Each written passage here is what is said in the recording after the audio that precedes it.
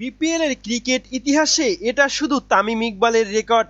এই রেকর্ড অন্য কেউ এখন পর্যন্ত ছুঁতে পারেনি। বাংলাদেশ প্রিমিয়ার লিগে বিপিএল এ দেশের প্রথম এবং সব মিলিয়ে দ্বিতীয় ব্যাটসম্যান হিসেবে ছক্কার সেঞ্চুরি করেন তামিম ইকবাল। বাঁহাতি এই ওপেনার আগে এই রেকর্ড করেন ক্রিস গেইল। ওয়েস্ট ইন্ডিজের সাবেক তারকা ক্রিকেটার গেইল বিপিএলে 52 ইনিংস ব্যাট করে 137টি ছক্কা হাঁকান। তামিম এখন পর্যন্ত 103টি ছক্কা হাঁকাতে খেলেছেন 97টি ইনিংস।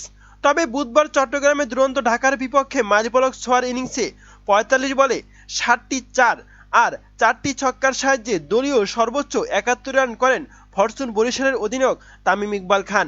বিপিএল এর ছক্কার তালিকায় তামিমের খুব কাছে আছেন মুশফিকুর রহিম ও ইমরুল কায়েস। 108 ইনিংসে ইমরুলের ছক্কা 97টি, মুশফিকের 113 ইনিংসে সমান 97টি ছক্কা। এছাড়া 90-এর বেশি ছক্কা আছে কেবল মাহমুদুল্লাহ রিয়াদের। 107 ইনিংসে 94টি ছক্কা এই সাইলেন্ট কিলারের। তবে প্রিয় দর্শক, এবারের বিপিএল রাঙাতে চান তামিম ইকবাল খান।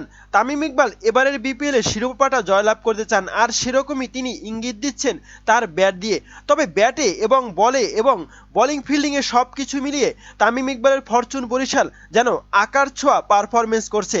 তবে সবাই যে আছে এখানে, তামিম ইকবাল, মাহমুদুল্লাহ রিয়াদ, মেহেদী হাসান মিরাজ সহ অনেকেই এখানে আছেন এবং তারা অভিজ্ঞতায় ভরপুর। প্রিয় দর্শক, আপনার কি মনে হয় তামিমের ছক্কার রেকর্ডটি আসলেই খুব ভালো লেগেছে নাকি ভালো লাগেনি?